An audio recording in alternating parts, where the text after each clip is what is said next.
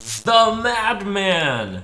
Welcome to the final card review before we get to the live stream, which will feature a lot of the cards. This time around, we're going to see most of the remaining Paladin cards, as well as a lot of Demon Hunter cards, and then some odds and ends. Today's headliner, PRIMEgrglgrgl, which is one of the remaining primes we haven't seen. Paladin 2 mana 2/1 Murloc, Divine Shield, Death Rattle. Shuffle PRIMEgrglgrgl Prime into your deck. PRIMEgrglgrgl Prime is an 8 mana 6/3 Divine Shield. Battlecry, summon 4 random Murlocs, give them Divine Shield. The baseline card is good.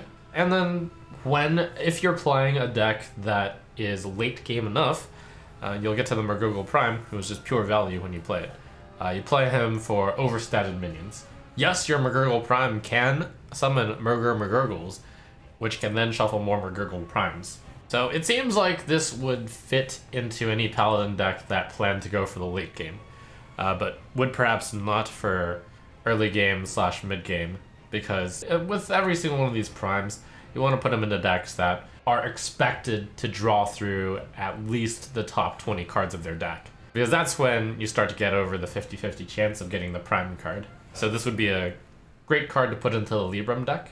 And while we're talking Paladin Murlocs, we'll just talk Imprisoned Sungul for a moment. So 1 mana 2/1 Paladin Murloc, dormant for 2 turns. When this awakens, summon 2 1/1 Murlocs. So 1 mana for 4/3 in value, but it is one of the slowest. It is actually the slowest dormant card we've seen so far. This card is even slower than yesterday's revealed dormant minions, which at least when they woke up either had rush or attacks a random enemy. This card just wakes up and summons more Murlocs, and those guys will still have summoning sickness too. It's a card that doesn't do anything until 3 turns later when it can attack. But the discount is major.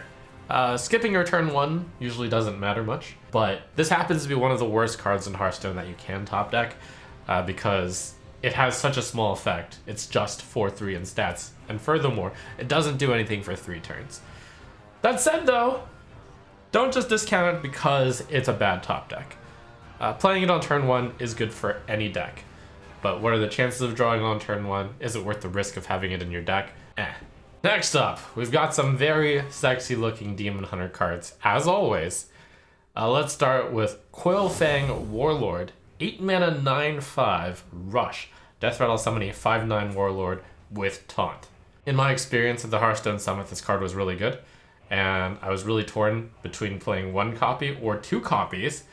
And the only reason why I was torn is because it had to compete with other really good cards, such as Priestess of Fury and Imprisoned Amtane, which are both really big late game cards. Can you really fit in 2 copies of Coilfang Warlord? The card might just be good enough to do so. If you add up all the stats, it is 8 mana for 14/14. So I was looking at it and it's like, okay, it's kind of like Ancient of War. Coilfang Warlord is a 5/9 with Taunt, with basically Battle Cry, deal 9 damage to a minion. So for 1 more mana, you get to deal 9 damage. And that's a really good deal. But that's just the baseline. Warlord can be so much better than that. You can just play this on an empty board, and then that's a huge threat that they have to spend a card to kill, because 9 damage is a lot to the face. So expect to see Coilfang Warlord in mid-range, value, late game control decks of Demon Hunters. And I did just list 3 different archetypes that could use this. Along with that Demon Hunter card from the new set, we're going to get to see a lot of the Demon Hunter cards from just the initial pull. Let's take a look at Altruist the Outcast. 3 mana 3/2 legendary. After you play the left or rightmost card in your hand, deal 1 damage to all enemies. This card's really strong as well, especially against big token strategies from the opponent, swarm style decks. It is all enemies, which includes the face, and there are some cool combinations you can use with Altruist, such as Twin Slice.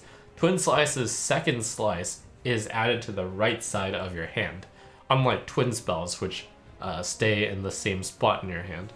So if you have Twin Slice in your hand, if it happens to be the leftmost card in your hand, you can play the Twin Slice, you get the second slice, you play the second slice, and you've dealt 2 damage to all enemies for just 3 mana and using both of those cards. So yeah, strong card.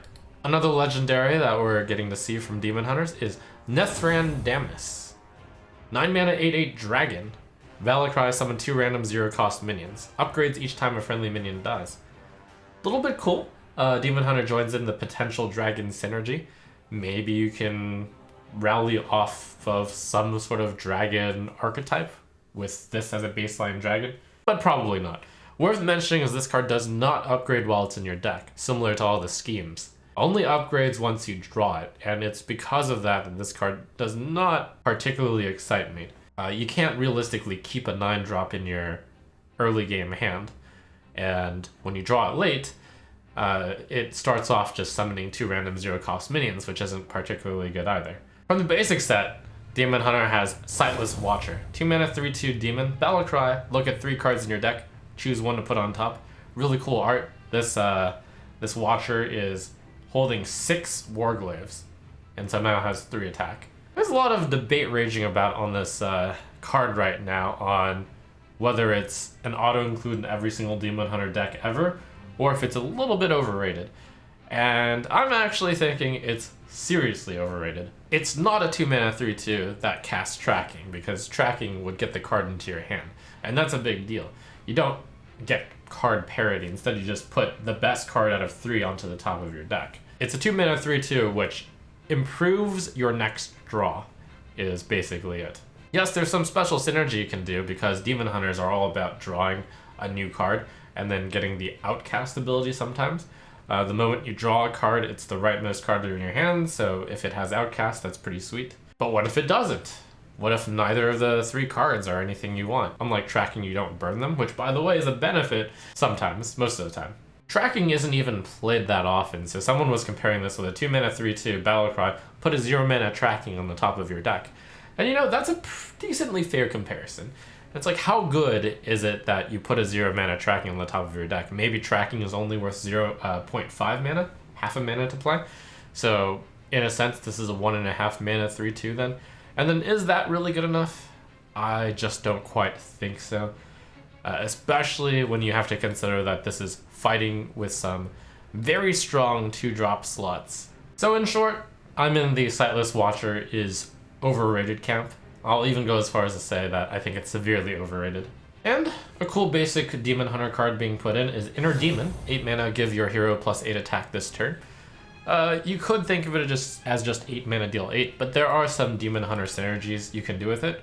For example, with your Lifesteal weapon, you can swing for 10 damage and gain 10 health. You can play it with Flame Reaper to do massive damage to 3 minions. You can play it with Warglaze of Azzinoth in order to attack multiple minions for massive amounts of damage. But realistically, I think the biggest effect of that card is going to be Zephyrus can now deal 8 damage when you're at 10 mana, because you'll be able to find that with Zephyrus. So those are some really exciting Demon Hunter cards which will get you thinking about how to build that Demon Hunter deck.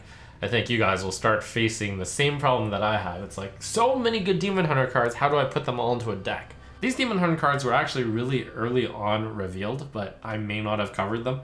So again, we have Shadowhoof Slayer, 1 mana 2/1, Battlecry, give your hero +1 attack this turn.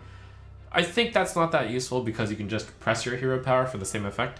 So it's like a 0 mana 2/1 Wisp. Yeah. Gravebound Adept, 5 mana 7/4, if your hero attack this turn, deal 4 damage. Think of it as 6 mana, 7/4, deal 4 damage. That's pretty sweet. But is it good enough when there's all of those other competing cards that we've seen lately? From Camp Druid, we get a few cool looking cards. First is Ironbark, 2 mana, give a minion +1/+3 and taunt. Cost 0 if you have at least 7 mana crystals. So it's like Mark of the Wild, except instead of +2/+2, it's +1/+3, with the minor benefit that you save the 2 mana if you get the 7 mana crystals or more. It's possible that the savings could be more significant than it seems, because if you're running a Kael'thas combo deck, when you're at 7 mana crystals, you could just start off with Ironbark and Innervate, and then you play Kael'thas, and then you can play any card, any big spell, and you still have 2 mana left over, which is enough to play 2 more spells and another big spell. So maybe, especially in the direction that Druid appears to be heading, which is towards a heavily spell-based deck.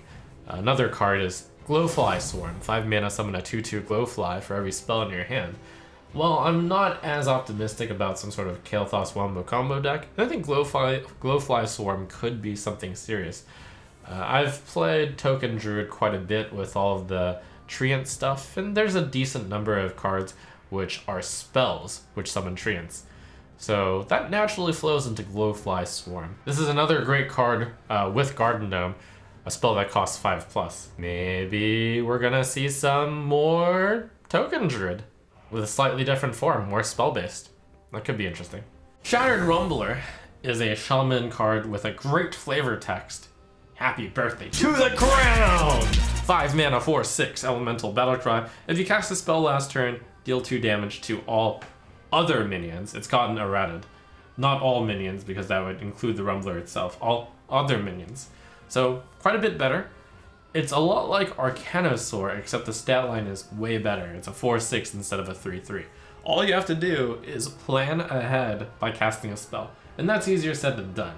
But if you do manage to fulfill the requirement and plan ahead, Shattered Rumbler is really efficient. Dealing damage to only minions is generally better because you don't hit your own face. You want to put this in a control deck. Control Shaman will generally have a bunch of spells, so yeah, that could work. Warlock's got a miracle of a card with its legendary 6 mana 3/3 Battlecry, destroy a minion. If drawn this turn, instead destroy all minions except this one. That is quite a card. As a Handlock player and a Control Warlock player, I know that Paladin the Breaker is super good in that deck. It is a unconditional kill card, and then just comes with a 3/3. So no conditions to destroy a minion. Other than I guess it can't be the turn that you draw them, because sometimes you want to destroy one opponent's minion and you don't want to destroy every minion. So I guess that's a slight downside.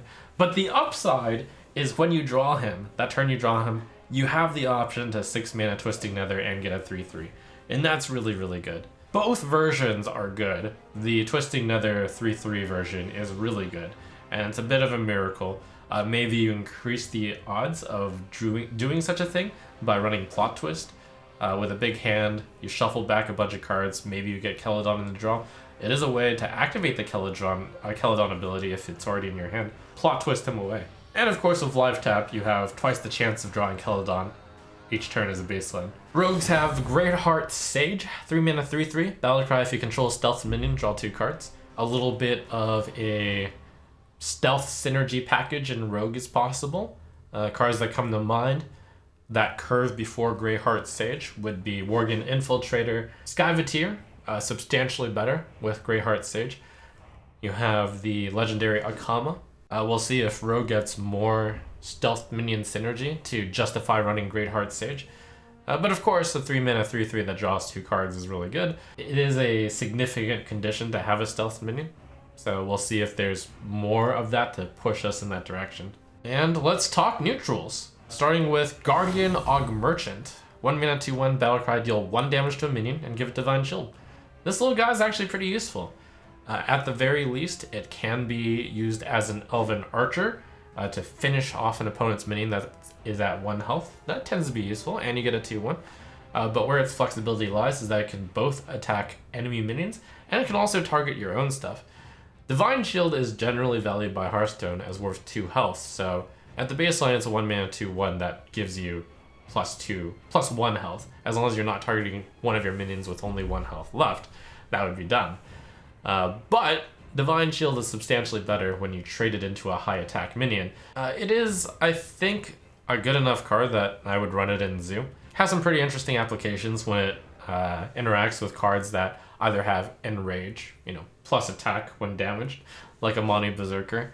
That is a monster, a 5/2 that has Divine Shield, just hitting the opponent's face super fast. Next we have Supreme Abyssal, a huge 8 mana 12/12. Can't attack heroes. When you give enough stats to Big Dumb Gabs, they start being a little bit interesting. Obviously, he's really slow, but it is a 12/12. It can't attack heroes, but you could silence it. Maybe, just maybe, strong enough to just play in order to deal with the board in control situations. But when you really think about it, Deathwing Mad Aspect was an 8 mana 12/12, which was fast, and then it immediately attacked every single thing on the board. And even that didn't see play in every control deck of Warrior. So maybe not Supreme Abyssal then. And we conclude with a big card that I actually think has a chance. This is also a big dumb guy. Scrapyard Colossus, 10 mana 7/7 elemental with taunt. Death Rattle summon a 7/7 Fell Cracked Colossus with taunt. This big dumb guy has taunt, and that's really important because taunt is something that immediately affects the board. It will save you for 14 health, and it will clear off a whole bunch of your opponent's minions. 10 mana, 14/14 taunt, like, that's really legitimate. And with decreased amounts of silence in the meta, maybe they legitimately have to kill it with the old-fashioned way of minions. Maybe you see a copy of this in slower Highlander decks, maybe. Maybe you try to cheat out this card. Really good Death Rattle, if there's any way to cheat out Death Rattles or copy Death Rattles. Really good effect when your Conjurer's Calling out 10 cost cards. And a really good card to Conjurer's Calling, because when you Conjurer's Calling it, you get 2 10-drops in addition to your 7/7 Fellcrack Colossus with taunt. Will we see some sort of cheaty way to get Scrapyard Colossus? Don't discount it. So, that was a really cool bunch of cards. A lot of cool Demon Hunter cards there. Looking forward to tomorrow's big reveal stream, and we'll cover a ridiculously large amount of cards then. So stay tuned.